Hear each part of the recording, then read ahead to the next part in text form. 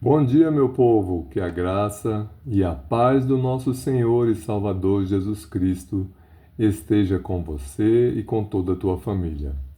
Hoje nós vamos meditar num capítulo maravilhoso da Bíblia, Atos, capítulo 2, que diz assim: E cumprindo-se o dia de Pentecostes, estavam todos concordemente no mesmo lugar. E de repente veio do céu um som, como de um vento veemente e impetuoso, e encheu toda a casa em que estavam assentados. E foram vistas por eles línguas repartidas como que de fogo, as quais pousaram sobre cada um deles. E todos foram cheios do Espírito Santo e começaram a falar noutras línguas, conforme o Espírito Santo lhes concedia que falassem. E em Jerusalém estavam habitando judeus, homens religiosos de todas as nações que estão debaixo do céu. E quando aquele som ocorreu, ajuntou-se uma multidão e estava confusa, porque cada um os ouvia falar na sua própria língua. E todos pasmavam e se maravilhavam, dizendo uns aos outros: Pois que não são galileus todos esses homens que estão falando? Como, pois, os ouvimos, cada um na nossa própria língua em que somos nascidos? Partos e medos, elamitas e os que habitam na Mesopotâmia, Judéia, Capadócia, Ponto e Ásia, e Frígia e Panfilha, Egito e partes da Líbia, junto a Cirene, e forasteiros romanos, tanto judeus como prosélitos, cretenses e árabes, todos nós temos ouvido em nossas próprias línguas falar das grandezas de Deus. E todos se maravilhavam e estavam suspensos, dizendo uns para os outros: Que quer isto dizer? E outros, zombando, diziam: Estão cheios de mosto. Mosto era uma bebida alcoólica.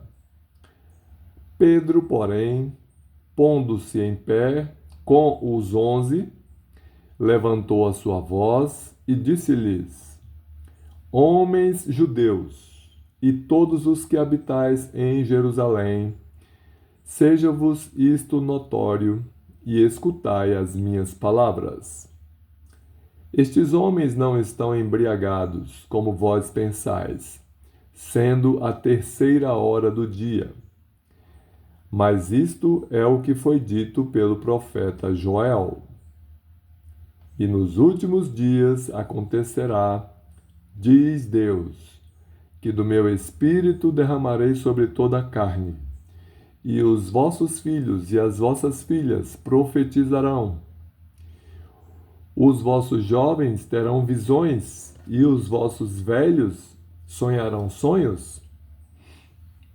E também do meu espírito derramarei sobre os meus servos e as minhas servas naqueles dias, e profetizarão. E farei aparecer prodígios em cima no céu, e sinais embaixo na terra: sangue, fogo e vapor de fumo. O sol se converterá em trevas, e a lua em sangue, antes de chegar o grande e glorioso dia do Senhor. E acontecerá que todo aquele que invocar o nome do Senhor será salvo. Homens israelitas, escutai estas palavras.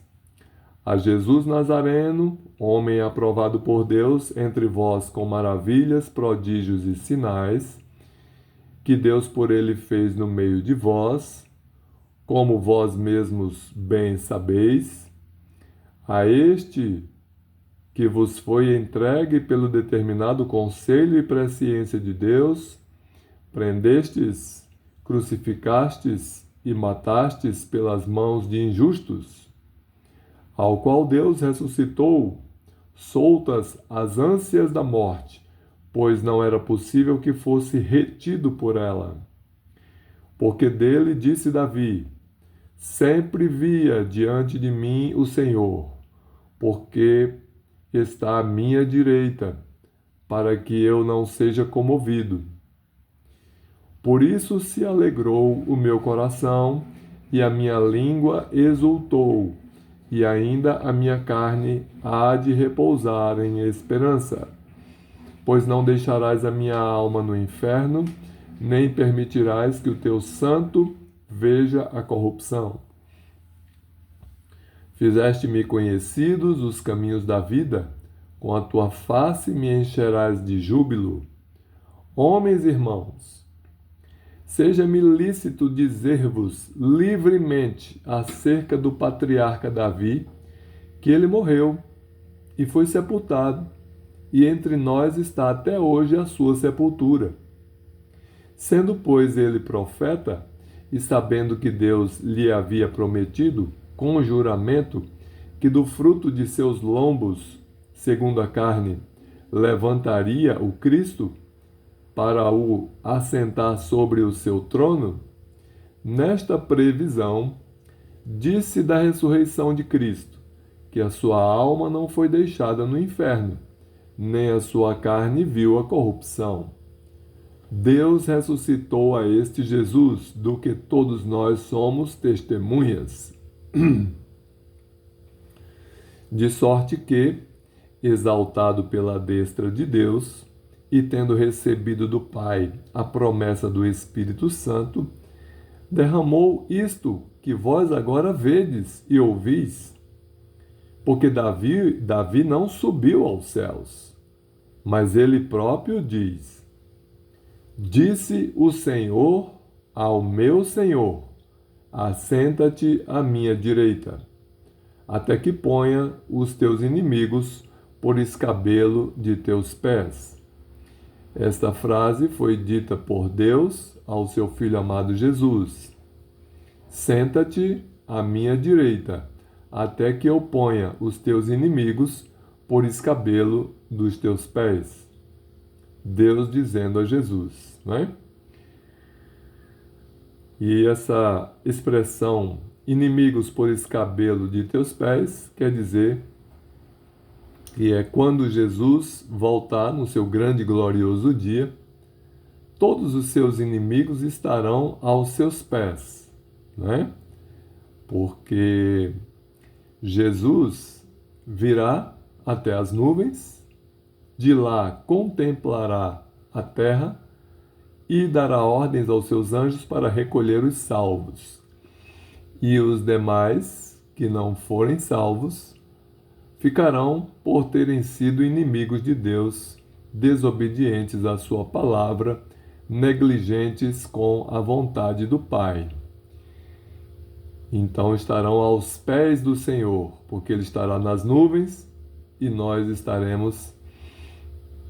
nós não, graças a Deus não. Os homens, os inimigos de Deus, estarão aqui na terra, não é? Aos pés de Jesus. Saiba, pois, com certeza toda a casa de Israel, que a esse Jesus, a quem vós crucificastes, Deus o fez Senhor e Cristo.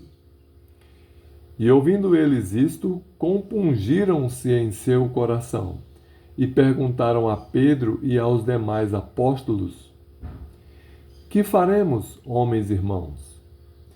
E disse-lhes Pedro: arrependei-vos e cada um de vós seja batizado em nome de Jesus Cristo, para perdão dos pecados, e recebereis o dom do Espírito Santo, porque a promessa vos diz respeito a vós, a vossos filhos e a todos os que estão longe, a tantos quantos Deus, nosso Senhor, chamar. E com muitas outras palavras, isto testificava e os exortava, dizendo: Salvai-vos desta geração perversa. De sorte que foram batizados os que de bom grado receberam a sua palavra, e naquele dia agregaram-se quase 3.000 almas, ou seja, 3.000 pessoas se converteram ao Senhor Jesus e perseveravam na doutrina dos apóstolos e na comunhão e no partir do pão e nas orações. E em toda a alma havia temor, e muitas maravilhas e sinais se faziam pelos apóstolos. E todos os que criam estavam juntos, e tinham tudo em comum, e vendiam suas propriedades e bens, e repartiam com todos, segundo cada um havia de mister, quer dizer, cada um havia de necessitar. E perseverando unânimes todos os dias no templo, e partindo o pão em casa, comiam juntos com alegria e singeleza de coração, louvando a Deus e caindo na graça de todo o povo. E todos os dias acrescentava ao Senhor, à igreja, aqueles que se haviam de salvar. Amém? Um exemplo para nós de igreja do Senhor. Nós devemos imitar os irmãos da igreja primitiva, essa igreja que Jesus subiu para o céu e deixou ela aqui em pleno vigor, perseverando na doutrina dos apóstolos.